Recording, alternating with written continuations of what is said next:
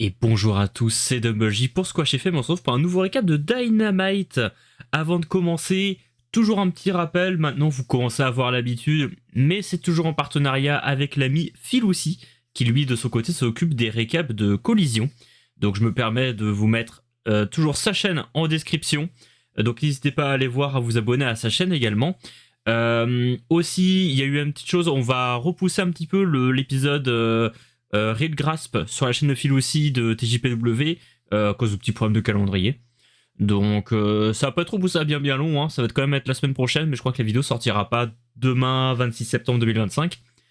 Donc voilà, petit à charge de revanche, mais c'est repoussé dans pas trop longtemps.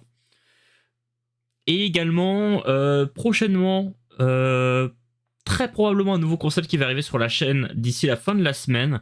J'en dis pas trop parce que je suis pas encore sûr que ça va soit exister soit sortir. Donc je suis en tout cas très curieux de voir les retours dans le cas où ça va sortir. Donc voilà, si ça sort, sera probablement ce week-end, samedi ou dimanche. Et donc voilà, n'hésitez pas à rester branché pour ce week-end. Devrait y avoir quelque chose qui devrait sortir logiquement. Et en tout cas, on va pas perdre plus de temps, on va passer directement dans cette review de Dynamite. On se trouve à Pittsburgh, en Pennsylvanie, dans une arène qui, je crois, était pas très pleine. Il me semble avoir vu sur la seule titre que ça avait fait moitié moins de personnes que l'année dernière au même endroit. Est-ce que ça s'explique par certains contextes ou quoi que ce soit? Je sais pas trop. Les arènes précédentes étaient bien remplies, donc je pense que c'est peut-être juste un petite mésaventure d'un coup. Est-ce que c'était peut-être mal marketé? C'est pas impossible non plus. Est-ce que le show de l'année dernière était particulièrement bien? J'ai pas le souvenir de quel show c'était l'année dernière à Pittsburgh. Bon, il y a quand même plus de 2500 personnes, il me semble. Ça reste un beau remplissage. Mais ouais, petite baisse d'audience sur cette arène-là. Bon, rien de bien méchant. À charge de revanche pour la semaine prochaine. Donc ensuite, t'as Adam Page. Voilà, qui a dit, voilà, on est à Pittsburgh, j'aime bien Pittsburgh, je vous offre un combat pour le titre masculin. Et je vais affronter un mec qui vient de chez vous, Lee Moriarty. Et donc on aura Adam Page contre Lee Moriarty un peu plus tard dans la soirée. Et le premier match, lui par contre, sera pour les titres tag team masculin. Brodido contre Gates of Agony. Alors déjà très content de voir que Gates of Agony a le droit à une chance au titre. On voit qu'il y a une évolution, ils avaient une chance au titre contre le Earth Syndicate, mais ils n'étaient pas encore vraiment des contenders ultra sérieux à ce moment-là. Ils sortaient un peu de nulle part et il a fallu attendre l'alliance avec Ricochet pour que l'équipe soit vraiment considérée. C'est vrai que c'était vraiment juste un petit peu de challenger de transition qui était là juste pour s'exposer un petit peu. Et en vrai, tant mieux parce que ça va permettre de pas mal les lancer. Et si on regarde le match qu'il y a eu contre le Earth Syndicate et le match qu'on a aujourd'hui contre Brodido, on n'a plus du tout le même statut pour Gates of Agony. Et là, c'est quelque chose que je trouve qui est vraiment un bon exemple d'un booking d'une équipe.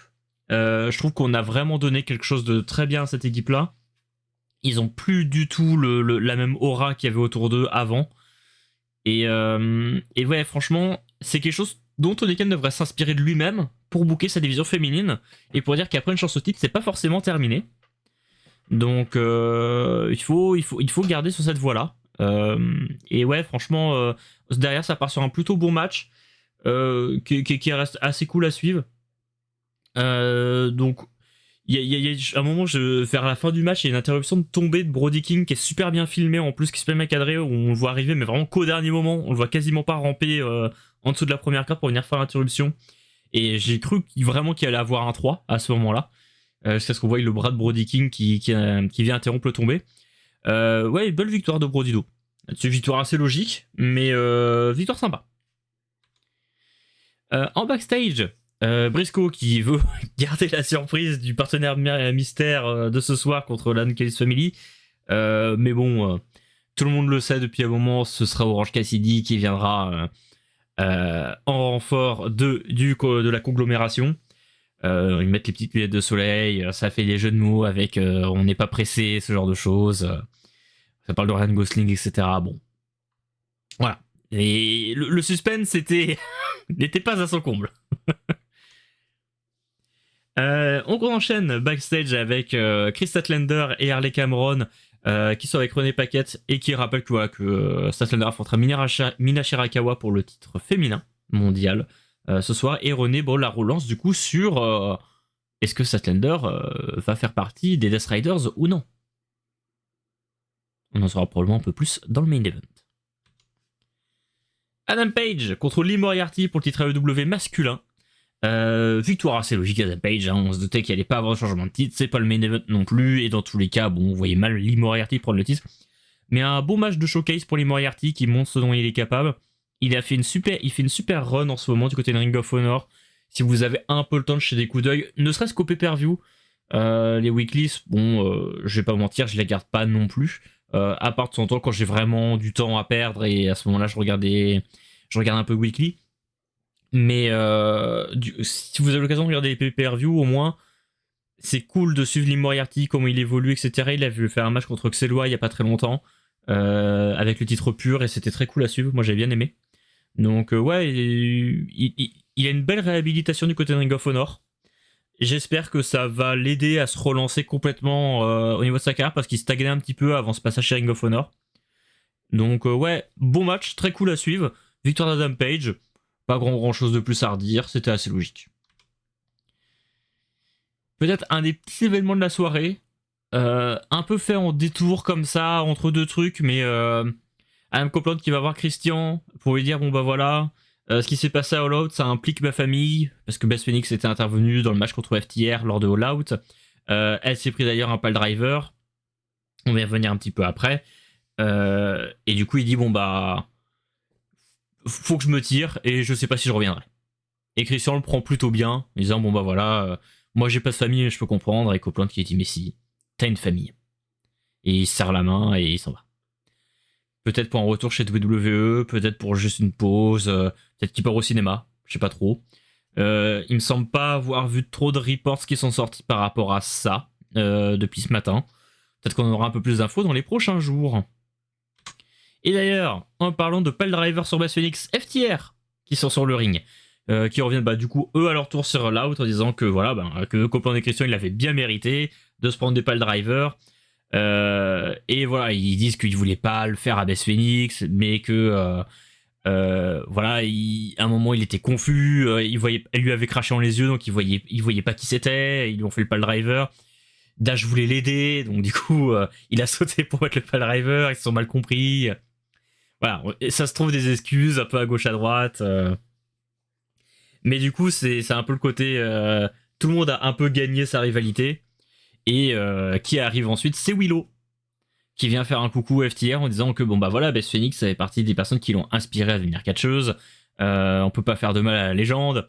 Donc, soit vous vous excusez vraiment, soit vous vous barrez. Et du coup, ça veut en venir un petit peu aux mains.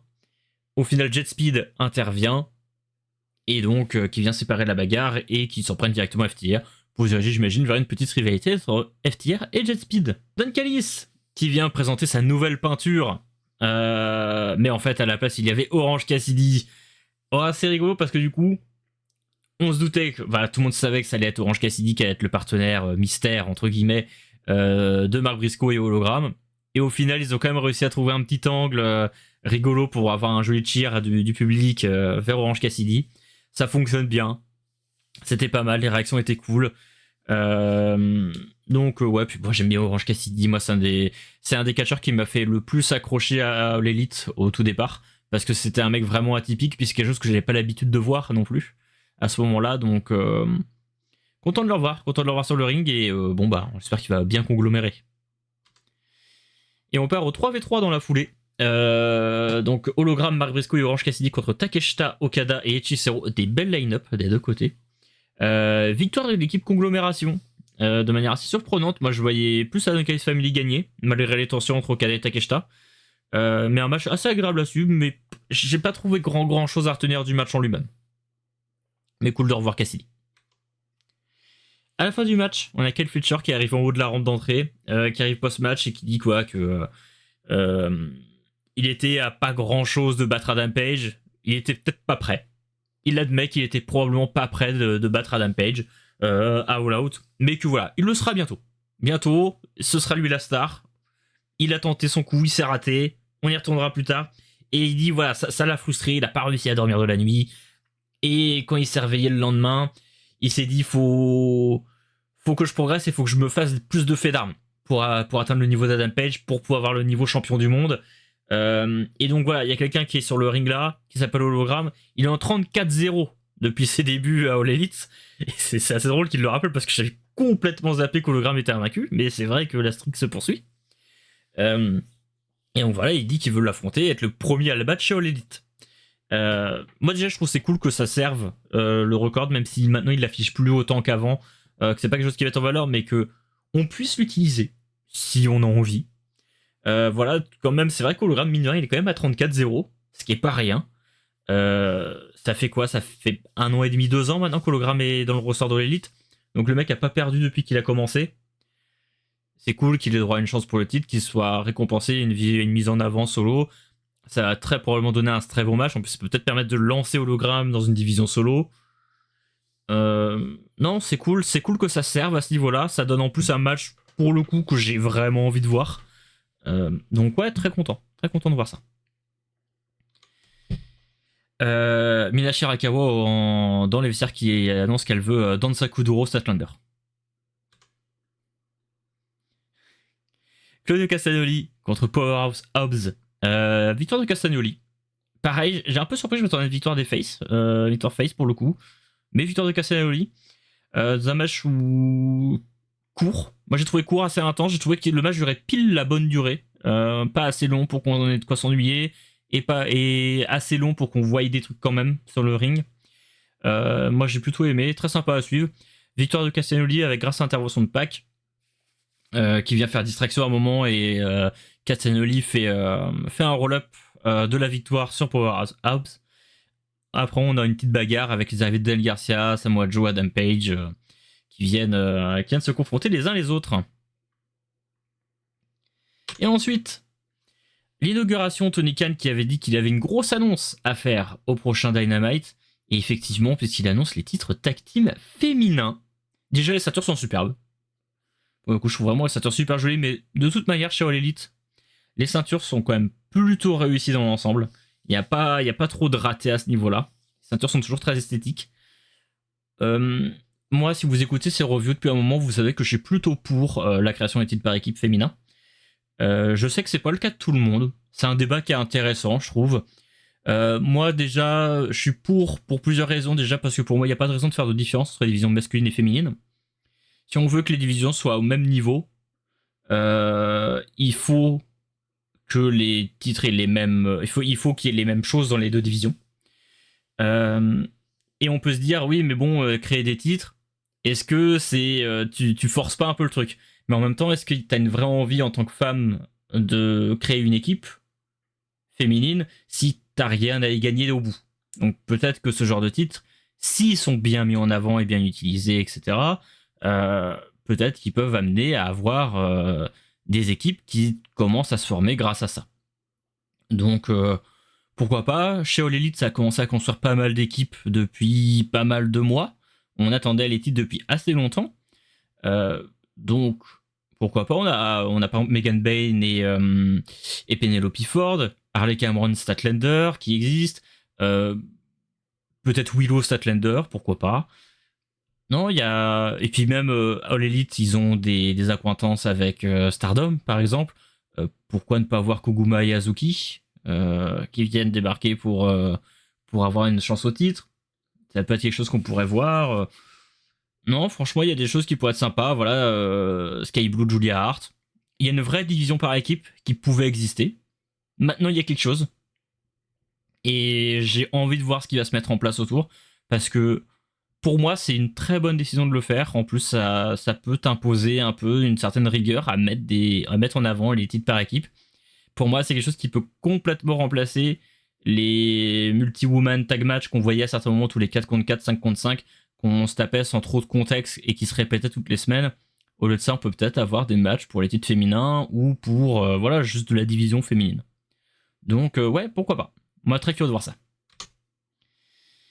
Et on enchaîne déjà sur le main event. Ça a été un show très rapide, j'ai trouvé. Mina Shirakawa contre Chris Statlander. Encore une fois, une victoire de Statlander qui est pas très très surprenante. Je trouvais que la fin du match était un peu abrupte, tout de même. Ça arrive Je pense que ça a été plus lent que ce qu'elle voulait faire initialement. C'est pas très grave, y a pas de botch au final, mais ça tombe assez sec la fin du match. Je pense qu'on essaye de nous raconter quelque chose en parallèle avec Statlander par rapport à ça. J'imagine qu'il y a un truc qui veut se raconter avec le fait que ces 2 victoires pour le titre soient via des roll-up. Il y a probablement un truc qu'on veut nous dire. Ça va peut-être se décanter dans les prochaines semaines, je suis curieux de voir ça. En tout cas, j'espère que ça veut dire quelque chose. Aussi, une petite chose, il faut changer le thème d'entrée de Statlander. C'est pas possible d'avoir un thème aussi naze. C'est une horreur. Son thème d'avant était très bien. Est-ce qu'on peut juste lui remettre son thème précédent ou lui trouver une petite musique cool? Moi, j'aurais presque été pour qu'elle rejoigne Death Riders juste pour avoir le thème des Death Riders. Parce que là, non, c'est pas possible de voir ce genre de musique d'entrée. On dirait un truc de chez le concurrent. Et surtout quand on est la championne du monde, quoi. Si elle doit rentrer pendant 4 mois avec cette musique-là, alors que celle qui représente la division féminine, non. En après-match, Wheeler Yuta qui vient célébrer avec Statlander. Statlander qui garde le visage très fermé, qui est très dans l'acting à ce niveau-là. Voilà, il y a John Moxley également, il y a Marina Shafir qui viennent célébrer la victoire de Statlander. Et pour officialiser en finale son adhésion chez les Death Riders. Mais au final, Statlander décide de ne pas y rejoindre, elle met une lariat à Yuta, fait un petit double fuck à Moxley et se barre avec Harley Cameron par le public. Belle réaction du public. Je trouve que c'est un bon moyen de lancer le règne de Statlander en plus parce qu'elle pouvait manquer un peu elle pouvait un petit peu manquer de soutien populaire, je pense, après Tony Storm. Donc, la mettre tout de suite face aux Death Riders, peut-être face à une Marina Shafir, même si on n'a pas un match incroyable au bout. Même si je pense qu'en vrai, Marina Shafir s'est bien améliorée par rapport à ses débuts chez All Elite. Mais ça va permettre qu'en tout cas de lui offrir un soutien qui peut lui manquer. Donc déjà, c'est une bonne idée, je trouve. Ça la rend un peu tout de suite un peu plus badass, etc. Moi, j'aime beaucoup. Je trouve que c'est vraiment pas mal. Et juste après que Statlander se barre, on entend le thème de Darby Allin qui résonne, qui débarque avec un lance-flamme. Certes. On voit Mox à un moment qui recule, qui recule en marchant en arrière et qui se prend qui recule en marchant en arrière effectivement, et qui se prend du coup les pieds dans l'escalier sans les voir, qui file le cul par terre. Ça, moi je trouve ça génial. En fait, le fait qu'il tombe, etc. Je pense pas que c'était prévu, mais ça rend le truc d'autant plus cool, je trouve, d'avoir un Moxley qui a quasiment toujours été dans cette position de dominant et qui là se retrouve face à Darby Allin sur les fesses. C'est assez cool. Face au lance-flamme, c'est fou de pouvoir dire ça. Face au lance-flamme de Darby, les Death Riders décident de battre en retraite, et Darby Allin décide de défier Moxley dans un I Quit match à Wrestle Dream. Et franchement, moi je suis à la place de Moxley. Seconde 1 du match, je dis I Quit, je me barre, hein. Va pas t'emmerder. Il y en a en face, de toute façon, ils s'en branlent de mourir. Donc, pourquoi aller se lancer dans un I Quit match contre ce type-là? En vrai, voilà, le match se lance, tu dis I Quit, on sauve du temps à tout le monde. Et tu te sauves un peu d'espérance de vie. Je voyais certaines personnes aussi dire à quoi ça sert que Darby vienne avec un lance-flamme. De toute façon, on sait qu'il va pas utiliser. Alors déjà, il l'a déjà utilisé contre Jack Perry. Donc, bon, l'argument est un peu faux. Et en plus, on parle d'un Darby de John Moxley.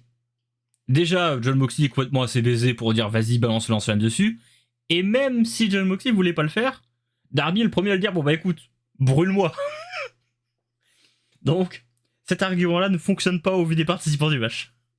Pour moi, si Darby a un lance-flamme, il va utiliser le lance-flamme. Et en tout cas, c'est tout, le show se termine là-dessus. Donc c'est tout pour cette review de Dynamite. J'espère que ça vous a plu. N'hésitez pas, comme d'habitude, à mettre un pouce bleu, un commentaire, à dire ce que vous en pensez. C'est toujours un format en construction. J'essaie d'être plus dynamique maintenant quand je fais les enregistrements, donc n'hésitez pas à dire est-ce que c'est trop rapide, est-ce qu'il y a des choses à changer, etc. N'hésitez pas à le dire. N'hésitez pas à partager, surtout, c'est surtout ça le plus important. Et comme je vous disais en début de vidéo, les revues de collision sont à retrouver sur la chaîne de Phil aussi, vous pouvez la retrouver en description de la vidéo. Et nouveau projet qui va arriver dans la semaine, donc n'hésitez pas à aller suivre ça. Je vous remercie, je vous souhaite à tous une bonne continuation. Salut!